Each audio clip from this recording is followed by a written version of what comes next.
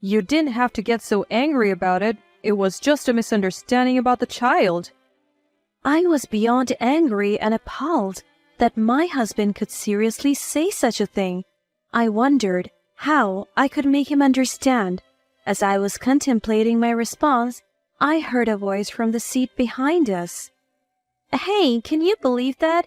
This guy is the worst. I don't even want to breathe the same air as him. As I turned around, I saw a young couple. My husband, realizing they were talking about him, stood up. The girl stared straight at him and began to speak again. My name is Linda. I'm a 28-year-old homemaker. This is the 3rd year of my marriage to my husband, Robert. Even after 2 years of marriage, I couldn't get pregnant, but around the time we were discussing visiting a gynecologist next month, I found out that we were pregnant. During my pregnancy, my husband Robert took excessive care of me. Not only did he carry heavy things for me, but he also accompanied me whenever I went out. He read parenting magazines, suggesting which diapers were best and promised to take care of any nighttime crying. My mother-in-law was also very kind.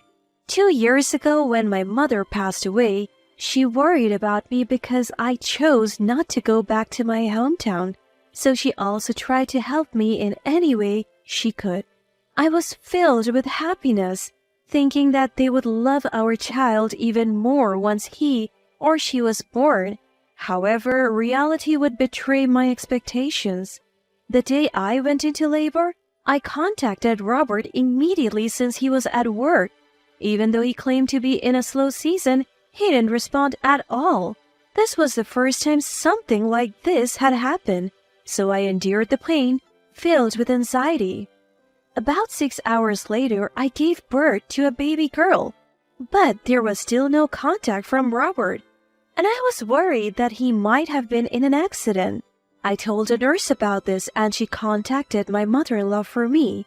She said she would come right away, so I was anxiously waiting. My mother-in-law arrived at the hospital room within about 20 minutes, and behind her was Robert, whom we hadn't been able to reach. I remembered having contacted him, but he was supposed to come the next day.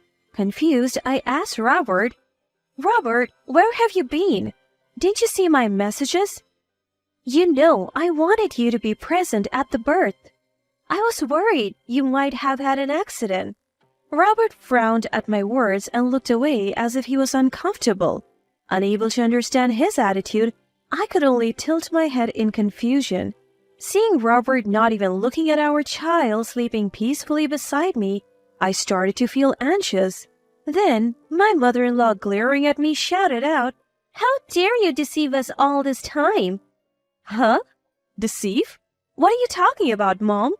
My mother-in-law's face turned red. Robert, as always, frowned and looked away. "My son Robert is sterile. This baby is not his. You had an affair and now you're trying to make Robert raise that child?" "What? Wait a minute, sterile? Just to be clear, I never cheated on my husband, so our daughter is truly, without a doubt, his child." You know, I would have been happy with just the 2 of us, he said, struggling to get the words out. But you wanted a child. I thought that if I could accept that child, everything would be all right. But in the end, I just couldn't stand it. My husband, he poured out his heart like that. On hearing this, my mother-in-law became even more incensed. "How dare you betray my kind-hearted son? He confessed everything to me yesterday. You're getting a divorce and we will be seeking alimony." Wait, a divorce? Hold on, this must be a mistake. I didn't cheat. If need be, I'm willing to have a DNA test done on our daughter and Robert. Before I could finish, the hospital room door burst open with a loud bang. Startled, I turned to see my father standing there. He stormed over to me and, in a fit of rage, slapped me across the face. "You disgrace! You betrayed your husband by having an affair. I'm cutting all ties with you, and you are not getting any inheritance." "Ouch! Dad, wait! I didn't cheat." But he cut me off, slapping me again. The pain in my cheek throbbed, and tears welled up in my eyes. My mother-in-law, my husband, and now my father, they all scorned me. I desperately denied the accusations, but no one believed me. Just as I was about to utter the word divorce, the door swung open again. "Excuse me," a nurse entered the room. "I'm sorry, but we asked for quiet in the hospital. I don't know the circumstances, but new mothers are quite sensitive. This could lead to postpartum depression, so please refrain from discussing such matters." What are you talking about barging in here like that? This has nothing to do with postpartum depression. To my mother-in-law's protest, the nurse smiled and responded, "Well, if anything were to happen because of this, part of our job is to ensure the safety of our patients. I hate to intrude, but I'll have to ask you to leave." My mother-in-law grumbled and left, seemingly overpowered by the nurse's insistence. My husband and father also left the room, and finally tranquility returned. "I'm sorry, I didn't mean to cause trouble." "Don't worry about it. Our job is to protect the mother. Besides, I know for a fact that you, Linda, wouldn't have an affair." The nurse called me by my name, and I looked at her. I must have met her somewhere before, but still not able to place her, she smiled at me. "I have lost a lot of weight since then, so I can understand if you don't recognize me. Remember, we went to high school together. Mary, do you remember?" "Mary? No way! Is it really you?" At the familiar name, I was taken aback. Mary was a friend from high school, a quiet and gentle girl. Before she joined our friend group, she was teased about her figure by some other girls. I don't remember how it happened, but she started spending time with us. We shared a love for cartoons and comics, talking about it every day. However, I never would have guessed that the slender, beautiful woman in front of me was the same person. I can't believe it. You moved away so suddenly and we lost contact. I have been worried. "I'm sorry, my parents divorced and I had to cancel my cell phone. My mom's family is from here, so I moved hastily." "I see. I'm glad you seem to be doing well. Thanks for everything earlier. When they said those things to me, I didn't know what to do." Mary hugged me and stroked my head. It felt comforting, just like when my mother, who passed away 2 years ago, used to do. "I'll explain to the ward nurses to make sure they can visit. Right now, you need to rest your exhausted body after giving birth. It's important for the baby too, right?" I sighed in relief at Mary's words. "But I have nowhere else to go after I'm discharged from the hospital, except for that house." Seeing my gloomy face, Mary made a proposal. "Actually, I live still at my mom's old house. We have extra rooms. Would you like to come stay with us?" "What? At your house?" I was surprised and raised my voice. Mary was looking at me seriously. "That's right. The current situation isn't good for you or your daughter. And if you go back, you'll be blamed by those people and your dad. Divorce is inevitable anyway, so let's fight this together. I can't stand to see you suffer like this." Tears welled up in Mary's eyes. I decided to rely on her, who was seriously considering me and my daughter. I got permission from the doctor and left the hospital half a day early. I told my husband that I would be discharged in the evening, but to be safe, I left from the back entrance and went to Mary's house. "You made it. Here's your room. Please, take it easy for at least a month while you recover." Mary's mother showed me to the room. The room was filled with a baby bed and all kinds of baby gear. "Let us know if there is anything you need." I cried tears of gratitude for Mary's kindness. After I finished breastfeeding and had a break, Mary's mother started to talk. "I have a hunch about this. It's hard to say, but I think your husband is probably cheating." My ex-husband was thinking the same thing back then. Hearing Mary's mother's words, it felt like I had been hit over the head with a blunt object. But at the same time, I couldn't help but agree, because recently, there were many times when I couldn't contact my husband during the day. He works at my father-in-law's company doing sales. It's not a large company, so they were flexible, allowing him to work from home outside of client meetings when I had morning sickness and giving him time off for every prenatal checkup. However, he started telling me he was busy about 6 months ago, and I often went to the checkups alone. Even when I sent him a shopping list during the day, he often didn't read it. I didn't suspect him of cheating because he said he was busy and he was home every night, except when we were invited to my in-laws' house. A private investigator who helped me back then is my relative. He can introduce a lawyer as well. If nothing comes out of the investigation, that's good. But don't you want to know why he suddenly said those things? I nodded at her words. Mary's mother immediately contacted that person and they started the investigation the next day. About 2 weeks later, the information that the detective brought was just as Mary's mother had said. I can't believe this is happening. I burst into tears and Mary held me until I calmed down.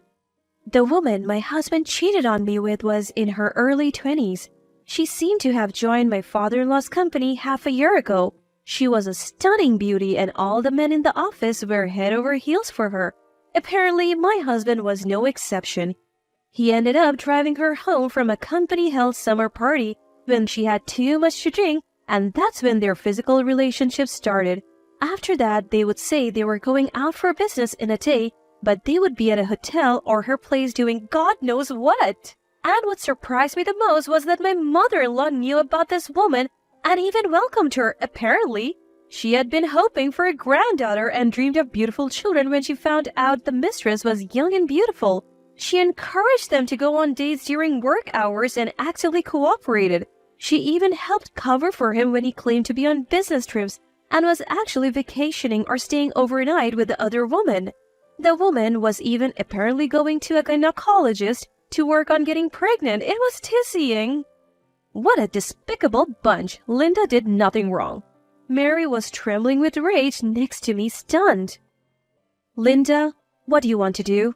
Do you still want to continue this marriage after all this? No, I have woken up to reality. I am going to get him to pay proper damages.